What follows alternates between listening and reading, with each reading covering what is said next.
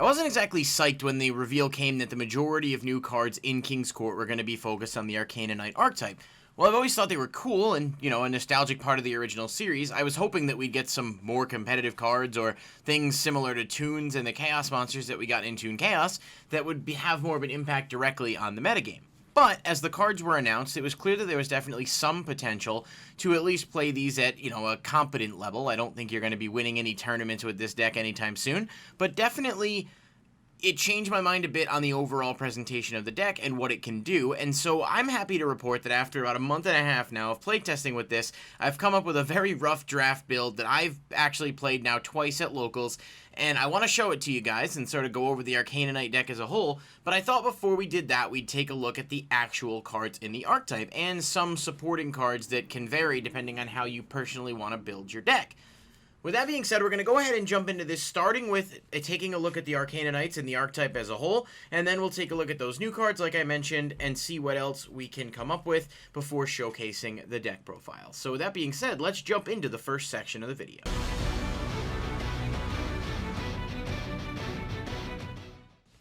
Alright, first things first, obviously, is the trio that has been out for quite a while. That's Queen's Knight, King's Knight, and Jack's Knight, all three of which look beautiful in Collector Rare, although I will say I've always had a bit of a bias for the Elemental Energy Ultimate Rares. Those are extremely expensive now and borderline impossible to come by, so we make do with what we can get in terms of affordability.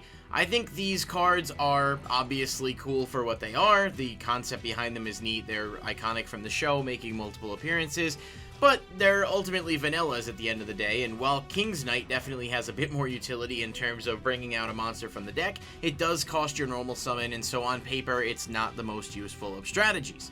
So you could imagine that just looking at these three that existed, and of course Arcana Knight Joker, who is good, but really hard to summon, the lack of enthusiasm for players saying, well, how are you going to make this viable when the three main pieces of the archetype are very much lackluster at best, they sort of gave us some really, really good cards. So let's take a look at that. These are the three core pieces, and so for the monsters that we got new ones, we got two brand new monsters. There's Imperial Bower. That is a level 4 Light Warrior. If you control no other monsters, you can tribute this card. Take two different monsters from your deck among Kings, Queens, and or Jack's Knight. Either add them to your hand or special summon them. So it's basically a rescue rabbit. It doesn't have to be normal summon to use its effect or anything, but you do have to control no other monsters, which means in most cases, in this deck anyway, you are going to have to normal summon it in order to make it work. It's cool, it definitely synergizes with the archetype, and it is a card you would play, if only because it does get you an actual plus from the deck and help thin your deck out, but I don't love it, and I kind of wish that it had a way to, bypass that first restriction saying if you control no other monsters. I think it would have done a lot to really help the deck without that additional restriction. If maybe you control no other monsters, but you get the, restriction of Light Warriors that comes along with Joker Straight and some of the other cards. Now, Joker's Knight, on the other hand, has far less restrictions and is, I think, a really good card in general, not even just within this archetype. Level 5 Light Warrior monster, you can send one of the Kings, Queens, or Jack's Knight. We're going to call them the Royal Knights for the rest of this video because I don't feel like reading that every time. You can send a Royal Knight from your deck to the graveyard, special summon this card from your hand, and if you do, that card's name becomes that monster's name until the end phase. So you can send Queen's Knight with this, and then you can make it Queen's Knight, you normal summon King's Knight, special Jack's Knight from deck, and so on and so forth. That's pretty much how that works. During the end phase, if this card is in your graveyard, you can target one other Light Warrior monster in your graveyard, shuffle it into the deck, and if you do, add this card to your hand. So we've talked about Joker's Knight before. It definitely strikes me as a brilliant fusion type card in the sense that it does require you to play some bricks, but it does offer quite a lot of resource management in addition. Being able to get itself back every turn to cycle things back into the deck means you don't typically have to play like numerous copies of most of the Royal Knight monsters, and it is a level 5 Light Warrior, so it does have a lot of typing and attribute synergy that will help it, I think, in future metagames. This card, of course, is one of the best elements of this deck, too, so it is absolutely a 3 of, but I just wanted to take a second to sort of acknowledge the fact that it does have more application outside of just that. Now, Arcana Triumph Joker was the third monster, and I mention it separately because I don't think it's all that great, although I do play one in the deck.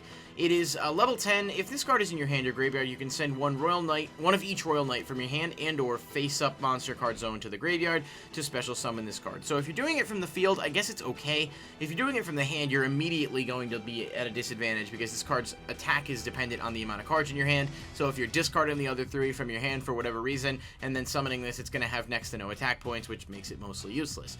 You can discard one card, destroy all face-up cards your opponent controls with the same type as that discarded card. So it's neat in the sense that it can get over floodgates and it can act to pop stuff, but more often than not, it's not worth the effort to summon. Sometimes if you mill it and later in the game resolve a Joker straight, you can bring it out and have a decent number of cards in hand and actually get some use out of it, but overall I think it's a 1 of at most. It'll obviously hold value long term in the card game because of its art and the fact that people have a, favoritism towards cards of that style, but I don't think this is the boss monster that the deck really needed, so much as it is a 1 of that can occasionally come in handy, but bricks more often than not. Now, Arcanonite Joker, you guys should probably remember this. It's been out for a very long time. I love this card. It's actually still a decent card. I mean, being a once per turn negate, just discard a card of the same type. This deck actually has recyclable resources, so you can always get a spell, a trap, or a monster, whether it's Joker's Wild, Joker's Straight, so on and so forth. He's never really going to be dead. It's just that he only gets the 1 negate, so it's not, exactly setting the world on fire in terms of its application, but I do like him. I do think he's a pretty solid card, and you do play it in the deck because he is a lot easier to summon now with things like Joker Street and Face Card Fusion. Arcana Extra Joker came out in the Megatins a couple years back. It's similar in the sense that it can negate a spell trap or monster effect by discarding a card of the same type, but it has to be a card that targets him, which makes him immediately 10 times less useful than it would be otherwise. If he is destroyed by battle, after being link summoned, you can special summon a level 4 warrior from your deck, so that would be Queen's Knight, and then you get to search any level 4 warrior, not just a vanilla, from the deck to the hand. So it's a cute application. Realistically, the only reason you play it is because it is a light warrior, so if you are locked into that with Joker Straight, you can still get extra pieces off the board to be able to recur your combo pieces for the next turn. Now, moving on to spells, Joker Straight is the best card for sure that this deck got in the new set. It is discard 1 card, special summon 1 Queen's Knight from your deck, and then add a King's Knight or Jack's Knight from your deck to your hand. Immediately after this effect resolves, you can normal summon 1 monster, and then, like I said, it does lock you into that Light Warrior restriction. But you special summon Queen's Knight, normal King, special Jack from deck, all in one swoop. It gives you a decent amount of board resources. It locks you into Light Warriors, so it does have that drawback, but there are a few Light Warriors that you can play, and we'll talk about them a little bit later in the assisted part of the video. And then, of course, during the end phase, you can target a Light Warrior, shuffle it into the deck, and add this card back to your hand. So it becomes a lot easier to get copies of this later in the game, and it's usually paying for itself because of the fact that it does add itself back. Face Card Fusion is a card I like. It is pretty solid. A normal spell, fusion summon a Light Warrior fusion monster from your extra deck using monsters from your hand or field. However, if you control a Royal Knight monster, you can also use a monster from your deck. On the surface, there's definitely some cute interactions with this and other cards such as Guilty Gearfried and, playing it in combos with things like Phantom Knights, but right now I haven't found a way to make that work effectively beyond just a very basic level. I'm interested to see what types of things we can make work going forward. I think Face Card Fusion is a card that only gets better with time as there's more potential targets and things you can use to make it work, especially if you're playing things like Joker's Knight. But right now, it's solid in the deck. You do play it, but it's not usually going to be a make or break for you. Thunderspeed Summon might be the second best spell. During the main or battle phase, immediately after this effect resolves, normal summon a level 10 monster. If you control one of each Royal Knight, you can then add a level 10 non-dark monster with question mark attack from your deck to your hand. Then immediately after this effect resolves, you can normal summon one level 10 monster. So what you're doing here is you're searching Winged Dragon of Ra Sphere mode, you can immediately normal summon it, and you can tribute your opponent's monsters to do so during their turn, which makes it super, super potent as far as a combo piece. It's harder to pull off than you'd like because ultimately you don't really want to Joker Straight and then just leave the board empty. That would kind of telegraph that you have a Sphere mode in hand. But again, it really does depend on your playstyle and preference. This is absolutely a good card that you want to include in the deck. Of course, Joker's Wild is one of the 2 traps. This, during the main phase or battle phase, you send a spell from your deck to the graveyard that lists all 3 Royal Knights on it. This card's effect becomes that spell effect. So one of the best combos is, of course, to use this with Thunderspeed Summon, so that you can send it during your opponent's turn, immediately activate the effect, search the Sphere mode, and then Tribute Summon it. But Joker's Wild also allows you to resolve a Joker Straight during the opponent's turn, and so on and so forth, and whatever it is you do send, you can typically shuffle something back to add it back to your hand if it's something like Joker Straight, so it has multi-uses and sets you up really well for future turns. This deck does do a great job at setting you up to come back if you have a down turn. You're not necessarily going to lose right away unless you get OTK'd, and that's a cool thing that the deck has going for it. Lastly, Court of Cards. On the surface, this seems really good. If you control no monsters or only control a Royal Knight monster, you can special summon one Royal Knight monster from your hand or graveyard.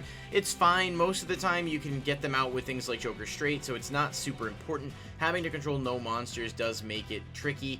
And of course, you can banish up to one each Queen's Knight, King's Knight, and Jack's Knight from your hand or graveyard, draw the same number of cards. You can only use one Court of Cards effect per turn. So again, on the surface, it seems really solid, like you can play Joker straight, get the Knights engraved, draw a bunch of cards, but it doesn't actually work in practice as well as it seems like it would on paper, just because of how the deck is designed to function. You don't necessarily want to banish your monsters from grave, you want to shuffle them back into the deck so that you can get your resources back and continue making plays on future turns. I do think it's a card worth a look, and some people may find some ways to use it better than what we currently have, but overall it is not going to be something I'm playing in my build anyway for the foreseeable future. With that said, let's go ahead and jump into taking a look at some of the support cards that are not part of the archetype but do work well within the deck, and showcasing some alternative options.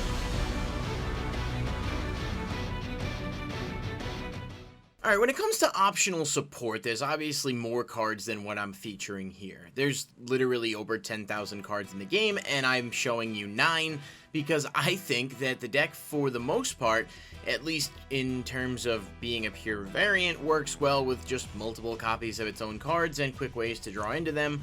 But I think as people get more comfortable with the Arcana Knight deck over time and find what combos work, it really could help to boost the deck's performance. Probably because it's hard to get a good ending board when you're locked into Light Warriors and you don't have much flexibility in terms of your other extra deck stuff. So let's take a look at some of these cards that are alternative options. I'm not necessarily playing all of these currently in my build, but you could certainly explore with them depending on which direction you want to take the deck in. Fire Flint Lady is a level 1 fire from Battles of Legend Armageddon. It is really solid just as a general card. If you control a warrior monster, you can special summon this card from your hand. You can send this card from the field to the grave, special summon one level 4 or lower warrior from your hand, and if you do, your opponent cannot target it with card effects this turn. So that first effect is what's really solid in the sense that it makes it an extender. You can go into Isolde a lot easier, but you also would then have to play Isolde and something like Living Fossil, which is a good card and would probably behoove you to play that along with Infernoble Knight Renowned, which I know is a card that some people have talked about playing in their builds for the fact that, you know, it becomes a tuner, it's a decent warrior, it can recover fire warriors from grave. The reason I'm not personally playing Renowned in my build is just because my extra deck is not designed in a way that I'm going to be able to utilize it best to go into things like Halcyon Fibrax, and Fire Flint Lady kinda does the same thing at that point, minus the being a tuner part. But I would definitely say if you are going to experiment with Renowned, there is a different direction in which to take the build, where you definitely would want to play a few equip spells at least and try to maximize the ability to put an ending board out that is better than just sitting on, let's say, an Arcana Knight Joker and an Isolde and passing, because most boards can break that with ease nowadays. Still, Fire Flint Lady is a good budget alternative option that you can use just to have an extra warrior. It also works well with Guilty Gearfried, the Magical Knight. That's a card that we'll get to in a moment, but you can use Face Card Fusion to send Fire Flint Lady from the deck, and then you can make him, and it saves you the trouble of having to play some other cards.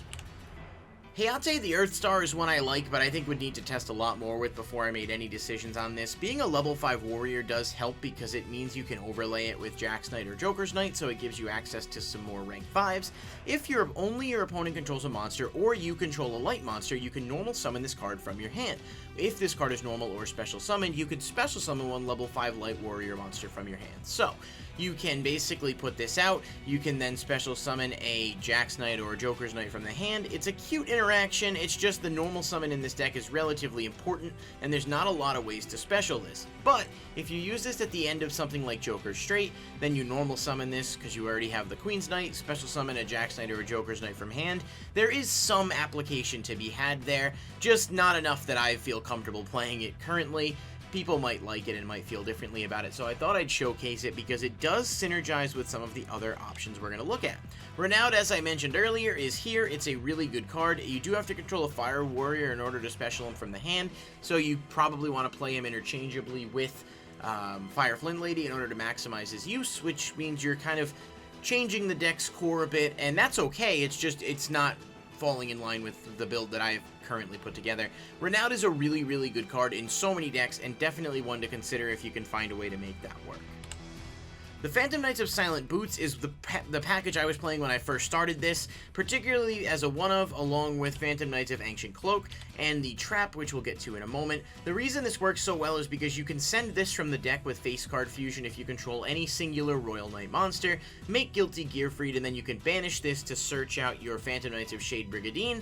You can set up Time Thief Redoer, you can set up a different rank 4. It makes it a lot easier to sort of accelerate your plays beyond the normal limitations that you have within the deck. And of course, Ancient Cloak works somewhat well to banish himself, search a trap. You kind of have to play 2 if you're going to play them, because you need to have at least something else that you can search off of, and you don't want to just have the 2 draw into it and then have a lot of cards be dead as a result. It's just kind of unfortunate that Ancient Cloak ends up being a brick if you draw into it 97% of the time. Phantom Knights of Shade Brigadine, as I mentioned, is a really good card that is just, it synergizes with this deck because it puts a level 4 warrior out. You can overlay into stuff. You have flexibility in terms of, being able to put something like a Abyss Dweller out, maybe before you Joker Street, so that you end with a Dweller and a Joker. There's all kinds of different ways you can build it, but I think ultimately this package as a whole, in some form or fashion, does work well within the deck, and I may revisit it as I continue to try and experiment with different variations of the build. Eat It and the Conqueror Star is not a tech I've come up with. Someone else discovered it, and it quickly kind of spread in terms of going from like a quarter to like $1.50. It's a decent card, though, that needs 2 level 5 or higher warrior monsters, but it's a light warrior, so you can summon it with face card fusion. If it's fusion summoned, you can add 1 level 5 warrior monster from your deck to your hand, so this can get your Jax Knight, if you wanted that for some reason, or Joker's Knight, which is ideally the most important thing to search, but it can also search Hayate if you end up playing him, and so that's one of the other reasons where I look at it and say, okay, this is kind of a neat application. Like, there might be some use to get out of him. But Eat It himself is really good. If he battles a monster with a lower level, you make that monster's attack 0, so he does help push for game and is really effective in that regard. I absolutely do recommend playing this one specifically because it gives you an additional boss monster. Guilty Gear Freed, we mentioned, it's a solid card. It's just that he needs warriors with 2 different attributes, and in the current build of the deck, for the most part, you're usually going to be playing mostly light monsters. If you're going to elect to play Phantom Knights or Renowned, then you play him because you have a lot more access to get him out, to mill stuff with face card fusion. It's just he doesn't do a ton, so like he's solid enough because like if he's targeted by something, you can destroy a card on the field. It's cute, and he's got, using only monster on the field as material, he can attack twice during each battle phase. There's definitely reasons to look at him and find ways to incorporate him in there. He's ultimately going to function as a milling machine if you are playing a combo package like Phantom Knights or Infernobles, but he's, kind of Like, he's not exactly a good enough boss monster to warrant the significant dedication unless the rest of your package is also kind of working with him. And then Isolde is pretty straightforward and obvious, but Isolde is really good. Searching a warrior is nice, helps set you up for future turns. The secondary effect is really good too. Send an equip spell, special summon a warrior monster. You just kind of have to question how many equip spells you really want to bog yourself down with and what you want to do. Ultimately, I would say 2 is probably the max you would want to play. Things like Living Fossil and perhaps something that revives a normal monster because you have a lot of them could be worth considering, but ultimately that would be up to you to decide. And that brings us back to the beginning, so that's pretty much just some of the alternative options. I'm not playing all of them in my deck profile, but you can put them, and different builds will use different cards. With that being said, let's jump into the actual deck profile and showcase you guys my first draft build of the Arcana Knight deck.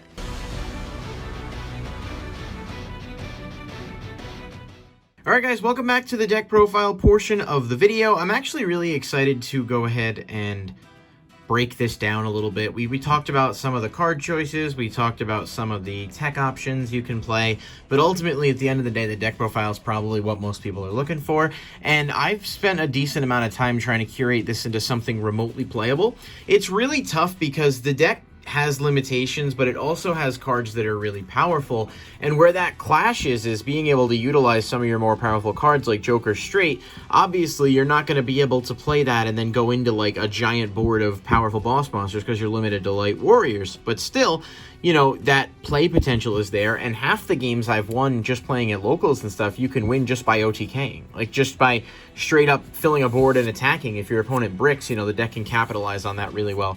So we'll jump into the actual build here, and like I said, we discussed everything previously, so I'm going to try and keep this relatively brief, but sort of explain the choices behind it as well. And we start off with 3 Joker's Knight. This is, I said it in the start of the video, I think one of the best cards in the deck. Basically, just being able to mill something, take the place of whatever monster you need, and just be a solid body on board with 2,000 attack. It's got really everything you'd look for, and the recursion, rather, is the best part of him, that he can bring himself back. We've got 2 Jack's Knight, pretty straightforward. It does suck drawing into this card, but you do need to play more than one. 2 King's Knight, rather. Again, same deal, like you normal him, you special, and you go off. And by go off, I mean you get your combos out. Triple Queen's Knight, another, you know, vanilla. This package here can dead draw, but it doesn't dead draw much. And honestly, if you like, King's Knight is the best one to open because you do have unexpected die, you do have Joker Straight. There are other ways to utilize King's Knight, even more than once in a turn, depending on your hands. This, in my opinion, is the perfect ratio. You need 3 Queen's Knight, though, just because you are playing the unexpected die, and because Queen's Knight is sort of the, really the center on which the whole deck functions. So that's why she's there. Now, that's it for the Knight package specifically. I play 2 Imperial Bower. Now, I think playing Pot of Desires, which I do in this deck because I think it's the best way to get draw power, and you do play a lot of duplicates. More importantly than anything else, though, the cards in this deck recycle themselves, so you don't necessarily need more than one copy once you get to it. And really, that just comes down to being able to, A, hope you have a good opening hand and you can resolve a Joker Straight, and B, hoping that you don't brick on Desires. But I tried to minimize the amount of single cards you're playing in the deck, and as much as I like this card in principle, more often than not it does end up kind of being a dead draw. So I think 2 is fine. If you are able to resolve it, it's great, but using your normal summon on him is sort of a worst case scenario type thing unless you have Joker Straight. Now, for one-ofs, I play 1 Fire Flint Lady. This is a level 1 warrior that you can special summon. It also allows you to tribute it to special summon a warrior from your hand.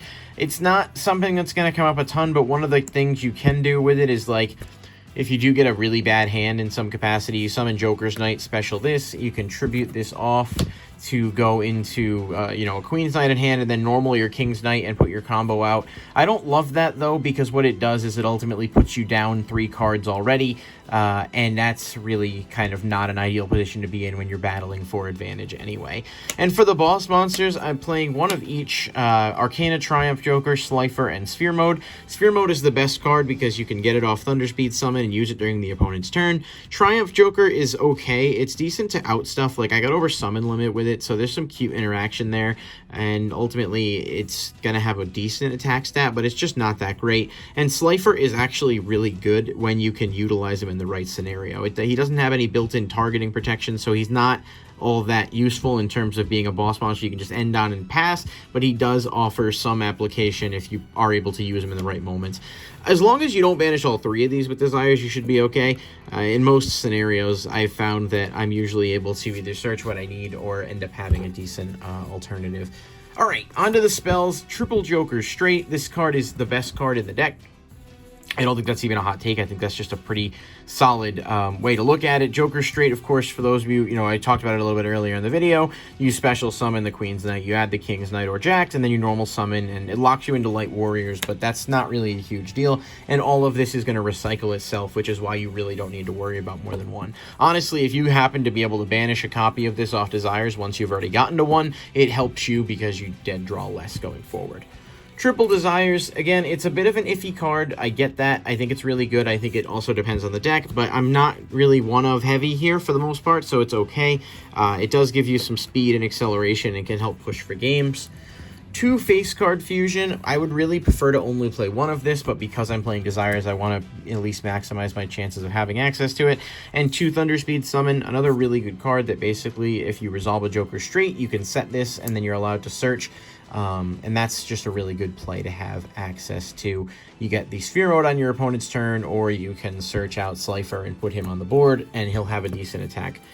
Face Card Fusion is really, like, it's just a decent card. It's going to let you go into Hayate. It's going to let you go into Arcana Knight Joker in some rare scenarios, but more often than not, it's not the worst thing to banish. 2 Unexpected Die. I've honestly considered bumping it up to 3, but I'm at exactly 40 right now, and I think that's a pretty solid number. This is just to get out your Queen's Knight, normal King's Knight, and really speed your combos up. One-ofs, I've got Harpy's Feather Duster, Rhoda, and Double or Nothing. For the most part, banishing these two are not that critical. They're good if you see them, but if you don't, it's not the end of the world. Double or Nothing can hurt a little bit if you banish it, but ultimately, there's also ways to make sure that that doesn't happen, and I've won a significant amount of games resolving this card with Utopia Double and making Utopia just 10k. I mean, if the opponent bricks or they don't have anything, they can't stop it, you're pretty much hitting them in the face, and so, you know, you might get Ash Blossomed. It depends on the player. And then for the traps, so triple summon limit, I think this card is fantastic. I think it's really, really good, and I like it in this deck because of the fact that you can maneuver how often you're summoning. So you're going to Joker straight early on, and you're going to want to special that stuff, but once you finish that, then you're basically going to be in a position where you can play more control. If you make all your plays, end on an Arcanonite Joker, or if you end on a Utopia, or if you maybe put a Slifer out or something, you can kind of control from there, and summon limit does shut down the majority of the meta right now. Triple Joker's Wild, this is essentially you activate it, send a spell, and it takes the effect of that spell, so you get basically any card that you need access to. Even if you do banish copies off Desires, you can still make it live with this. And then Triple Infinite Impermanence, this is just a really, really good card for obvious reasons that does pretty much a lot to give you the ability to play through stuff if you go second. So that's the full lineup, that's 40 cards. If summon limit ever ends up being a hindrance to you, you can side it out. I like to side it out, side in things like Denko, Gamma, whatever. There's plenty of different alternatives that you have, but I think the advantage that it can give you if you go first and manage to use it, especially in the first game, is super worth. For the extra deck to Utopia, I am playing Double or Nothing. I'm also playing the Utopia Double and Utopia the Lightning, so having access to an extra Utopia is really solid for that reason. If you need to do something with a couple of extra level 4s you have left over, I just decided to bump that up. I'm also playing the one Utopic Draco and Utopic Future. These do not come out as often. There are some very specific but niche plays where you can put this out. It has to use non-numbers, so ultimately what you're using with this is you're using Abyss Dweller and Tornado Dragon, and the problem is you can't make these guys under Joker straight. So in some scenarios you have like Unexpected Die, you make something, you normal King's Knight, you special, same with Imperial Bower. Like there's definitely ways to get those 4s out, but typically it's really tricky to do, and typically this doesn't come up often. I wish there was a level 4 Light Warrior that was not a number so that you could play it and it would give you a much easier access to these guys, but unfortunately I think for balance reasons it's probably a good thing that that isn't there. And certainly if you have other alternatives you want to play over these, you can, but the truth is you're kind of limited in terms of your card pool anyway. Lina the Light Charmer and Isolde are my Link 2s. Lina is one you can go into somewhat frequently if you're not Joker straighting or later in the game. Isolde is obviously easy to make. I don't really want to play the equip spells in here with the Desires because then this can be super dead, but the Search is solid enough and you can get access to your Joker's Knight or Triumph Joker for the next turn, so it serves enough of a purpose to be there. I wish we had more Light Warriors though. For the 3s, we got Arcana Extra Joker, Nightmare Unicorn. Unicorn's still really good. Like, later in games, it's not as hard to put him out, and he does do a decent amount of things for you. And Extra Joker is actually not that good, but it's decent enough, and it's one of the only level 4, Light Warriors you have. We've got Arcanonite Joker and Hayate the Conqueror's Star, or Ediden the Conqueror's Star, sorry. For fusions, Arcanonite Joker's really good. He's just hard to summon. And Ediden I talked about quite a bit in the video, so you guys probably saw that part already. If not, you can maybe go back and watch the section where we discuss why he's a really good support tool and how he can help push for games. And then lastly, Constellar Pleiades, level 5 Light Warrior. Just a really, really good card, and obviously is super easy to summon in this deck. So, yeah, no, basically, that's the build. I know it's not perfect. I'm sure there's going to be people out there who have better builds. I think that the Phantom Knight variant is definitely something worth exploring. I just haven't found a way to make it work yet. So this is a pure Arcana deck profile. Let me know what you guys think about the video and whether or not you're interested in seeing updates as I go along and try out different builds. Hopefully you enjoyed the comprehensive breakdown, and I'll see you guys in the next video.